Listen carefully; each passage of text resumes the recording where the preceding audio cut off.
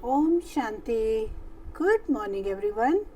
मैं आशा आज एक और विषय के साथ आपके सामने हूँ और मेरा आज का विषय है वृद्धावस्था की अपनी महिमा, सौंदर्य और बुद्धिमत्ता है। अगर हम चाहें तो हम इस वृद्धावस्था को 60-65 की एज होते ही सोचे कि हम तो बेकार हैं, हमारी अब कोई ज़रूरत नहीं है, हमारी किसी को ज़रूरत नहीं है, हम अब बेकार हो चुके हैं। अब क्या सोचते हैं अपने बारे में? ज़रूर मुझे कमेंट करिएगा। लेकिन मैं आज आपसे अपनी बात करती हूँ। मैं भी 65 अबव हूँ। क्या नज़रिया है हमारा, क्या मानसिकता है? चलिए बात करते हैं। ये बड़ा बेकार है कहना कि कोई भी उसे नहीं चाहता। जब हम ये कहते हैं ना कि मुझे कोई नहीं चाहता या मुझसे कोई प्यार नहीं करता, ये आपकी बीमारियों का मुख्य कारण है। मैं बूढ़ा हूँ, यह कहने की बजाय कहें मैं ईश्वर के तौर तरीकों में अब ज़्यादा समझदार हो गया हूँ। यंग एज तो ऐसे ही बिता दी, अब तो मैं बहुत अनुभवी हूँ। अब मुझे ज़्यादा अनुभव हो गया है, अब मैं समझदार हो गया हूँ, पहले से ज़्यादा समझदार हो गया हूँ। आप कभी असफल नहीं हैं, क्योंकि आप जानते हैं कि भगवान जिसके हम बच्चे हैं वह कभी असफल नहीं होता। कभी भी अपने आप को ये मत कहिए कि मैं असफल हूँ, या मैंने अपनी ज़िंदगी में कुछ नहीं किया, या मैंने अपनी ज़िंदगी के टारगेट्स क्लियर नहीं किए, या मैंने अपनी ज़िंदगी में वो नहीं पाया जो मैं पाना चाहता था। आप हमेशा अपने मन में यात्रा कर सकते हैं और नए क्षेत्र जीत सकते हैं। लोग चाहे कितनी निरर्थक ताकि तस्वीर आपके सामने पेश करें कि आप ऐसे हैं, आप ऐसे हैं, इसे अब स्वीकार कर दें, क्योंकि यह बिल्कुल झूठ है। आप अजर, अमर, अविनाशी आत्मा है। आपके अंदर जो आत्मा है वो अजर, अमर और अविनाशी है। वो आज इस शरीर में है, कल किसी दूसरे शरीर में होगी। अपने आप को यह एहसास दिलाएं और अपनी तस्वीर, अपनी जो पिक्चर है वो कैसी बनाएं? प्रसन्नचित, प्रफुल्लित, सफल, शांत और ईश्वर के प्रकाश से भरी देखें। किसी ना किसी कार्य में लगाइए अपने आप को। आप हर एक इंसान के अंदर कोई ना कोई क्वालिटीज़ होती हैं। अपनी क्वालिटीज़ निकालिए और अपने आप को बिजी करिए। यदि आप सेवानिवृत्त हैं तो कोई ऐसा काम करें जो आप हमेशा से करना चाहते थे।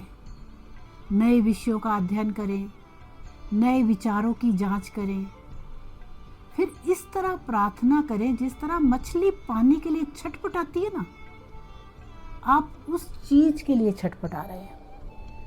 आपको वो चीज़ चाहिए। जैसे मैं अपनी ही बात करती हूँ, मैंने 65 की एज में ही, 1 साल हुआ मुझे, 65 की एज में ही मैंने ये चैनल स्टार्ट किया। कुछ भी नहीं आता था, ना मुझे फ़ोन अच्छे से चलाना आता था, ना मुझे ये सब करना आता, क्या डाउनलोड करना है, कैसे एडिटिंग करनी है, ये सब बिना किसी हेल्प के करती हूँ। क्योंकि जब आप किसी चीज़ को पाने के पीछे लग जाते हैं ना, तो वो चीज़ आपके इर्द गिर्द घूमती है। बस अभी मुझे क्या है, आपके मोटिवेशन की ज़रूरत है। आपका जितना मुझे मोटिवेशन मिलेगा, जितना प्यार मिलेगा, मैं उतनी ही बढ़ती चली जाऊंगी। यहाँ पर कुछ पैसों का या कुछ प्रलोभन नहीं है, ऐसा कुछ भी नहीं है। क्योंकि इस एज में हमें चाहिए ही क्या? मैं कई बार कह चुकी, अगर इससे कुछ भी आएगा तो वो सिर्फ सेवा पे जाएगा, उन लोगों के पास जाएगा जिनको इसकी ज़रूरत है। मुझे ज़रूरत नहीं है। उसका खुदा का दिया, परमात्मा का दिया बहुत कुछ है। तो हम आगे बात करते हैं। आपका मन कभी सेवानिवृत्त ना हो, कभी भी ऐसा ना लगे कि मैं तो वेस्ट चीज़ हूँ, मैं तो कुछ कर ही नहीं सकती। नए विचारों के प्रति खुले और ग्रहणशील रहे। अब नए नए बच्चे हैं, उनके नए नए विचार हैं, नई नई उनकी नई नई प्रणालियाँ आ रही हैं, नए नए इक्विपमेंट्स आ रहे हैं, तो अपने माइंड को खुला रखें, वेलकम करें उन चीज़ों का। रिटायरमेंट एक नया अभियान, एक नई चुनौती, एक नया मार्ग है जो किसी लंबे सपने की पूर्णता की शुरुआत हो सकती है। रिटायर होने के बाद मैं क्या करूँगा या मैं क्या करूँगी, मन विचारों से दिवालिया न होने दें। जीवन को एक नई दिशा दें कि अब तो मैं फ्री हो गया हूँ, अब तो मैं अपनी ज़िंदगी अपनी मर्जी से जीऊँगा। अभी तक मैं जब तक जॉब कर रहा था या काम कर रहा था तब तो मैं लोगों पे डिपेंडेंट था, चाहे वो फैमिली है। अब फैमिली शादी कर दी, बच्चों की, फ्री हो गए, तो ये मत सोचिए कि अब मैं बेकार हो गया। अब सोचिए कि अब मैं अपने लिए जीऊँगा, अब मैं वो करूँगा जो मैं चाहता हूँ।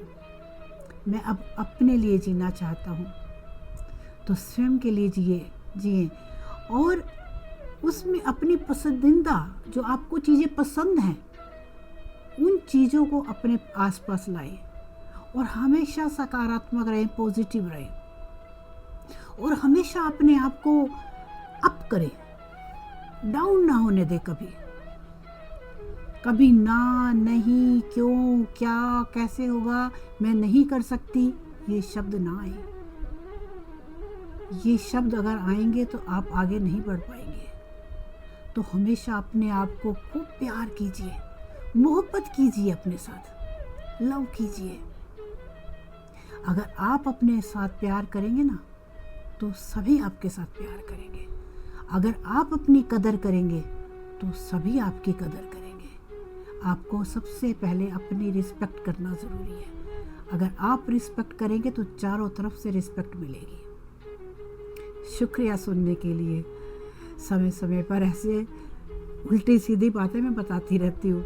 तो चलिए, अगर आपको अच्छा लगा है तो प्लीज़ सब्सक्राइब कर दीजिए जल्दी से और मोटिवेट कीजिए हमें, और बहुत सुंदर सा लिखिए, कुछ कमेंट्स में प्यारा सा लिखिए और शेयर कीजिए और लाइक कीजिए। शुक्रिया एवरीवन, फिर मिलती हूँ। शुक्रिया।